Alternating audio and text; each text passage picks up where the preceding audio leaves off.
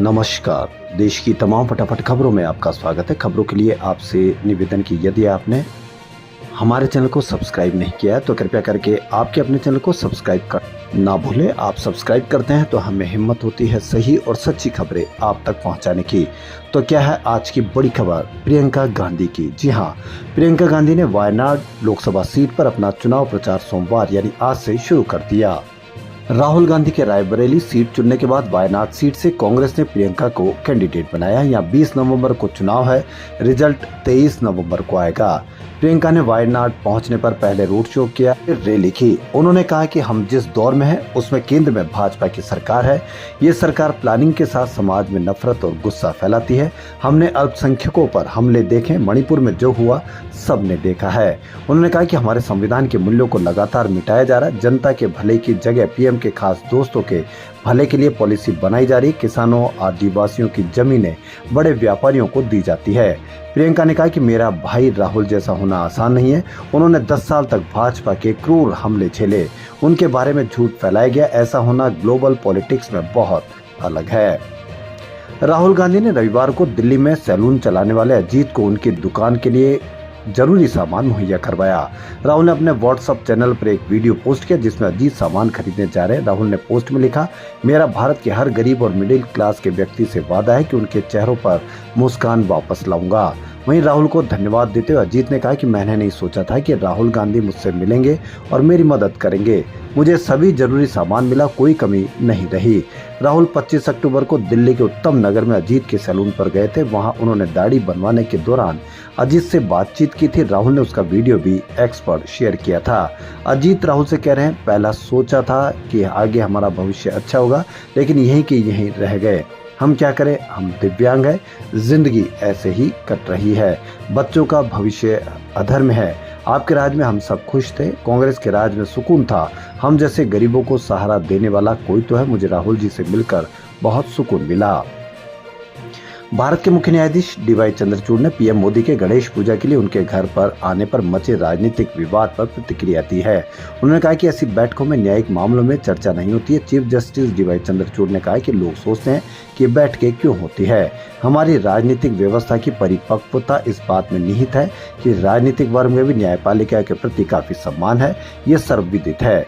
न्यायपालिका का बजट राज्य से आता है। ये बजट न्यायाधीशों के लिए नहीं है। हमें नए न्यायालय भवनों, जिलों में न्यायाधीशों के लिए नए आवासों की आवश्यकता है। इसके लिए मुख्य न्यायाधीश और मुख्यमंत्री की बैठकें आवश्यक है।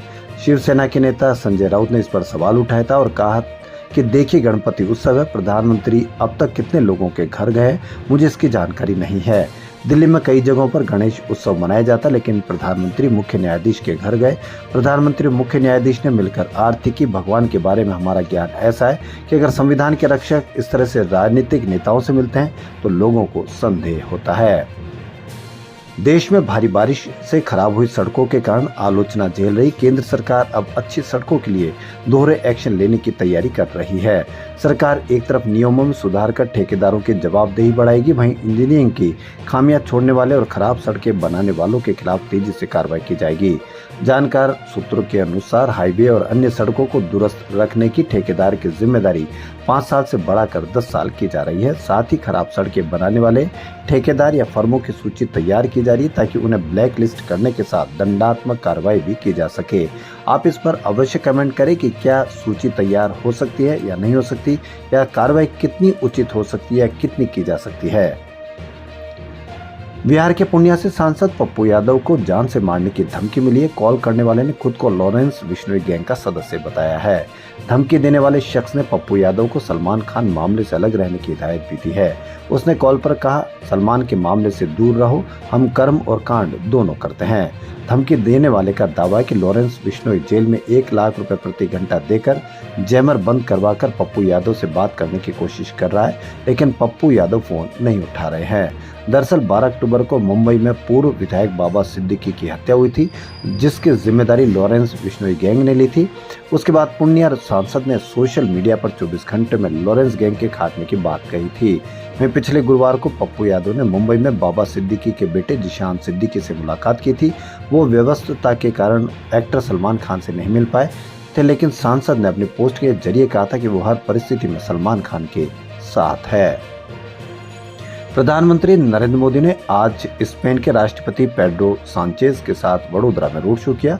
उनका यह रोड शो वडोदरा एयरपोर्ट से टाटा के प्लांट तक करीब 3.25 किलोमीटर का रहा। उनके रोड शो को लेकर लोग नजर आए, भीड़ रही। रोड शो के रास्ते दोनों किनारे भारी संख्या में लोग उन्हें देखने के लिए पहुंचे। इस दौरान लोग पोस्टर और बैनर लेकर भी खड़े रहे।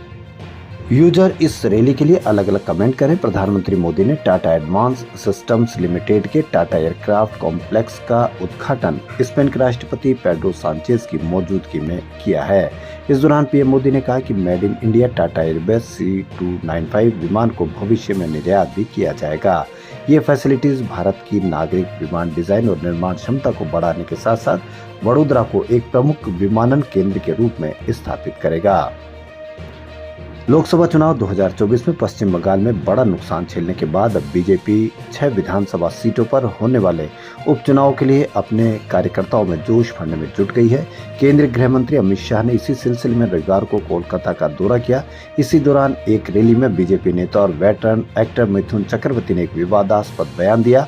74 वर्षीय मिथुन चक्रवर्ती ने कहा कि एक नेता ने कहा था कि यहाँ 70% मुस्लिम है और हिंदू यहाँ 30% है। हिंदुओं को काटकर भागीरथी में बहा देंगे। मैं कहता हूँ कि हम काटकर भागीरथी में तो नहीं बहाएंगे, लेकिन तुम्हें तुम्हारी जमीन पर जरूर दफना देंगे।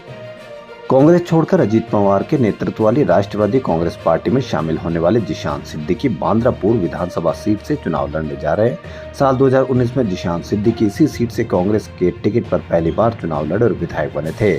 आज नामांकन दाखिल करने से पहले जिशान ने अपने पिता को याद करते हुए कहा कि ये चुनाव पिता के बिना लड़ना बहुत मुश्किल है। पिता चले गए, दल बदल गया, सब कुछ इतना जल्दी हुआ कि मुझे सोचने का समय भी नहीं मिल पा रहा। मेरे पिता के जाने के बाद मैंने बहुत लोगों के चेहरे बदलते देखे हैं। उन्होंने आगे कहा कि आदित्य ठाकरे मेरे अच्छे दोस्त हैं। वर्ली सीट के लिए उनको शुभकामनाएं। उनके ममेरे भाई वरुण सरदेसाई मेरे खिलाफ मैदान में है, लेकिन बड़ी चुनौती नहीं है। जनता और उनका प्यार मेरे साथ है। जिशान सिद्दीकी ने आगे कहा कि मेरे पिता गरीबों को बचाने में चले गए। लॉरेंस बिश्नोई एंगल न जाने क्यों आगे बढ़ाया गया है। कोई धमकी नहीं मिली थी, जांच सही दिशा में जानी चाहिए। मुझे नहीं पता किसने सुपारी दी, लेकिन उन्हें कोई धमकी नहीं मिली थी। खबरों में फिलहाल इतना ही। यदि आपको हमारा चैनल पसंद आए तो लाइक, सब्सक्राइब और शेयर अवश्य करें। धन्यवाद।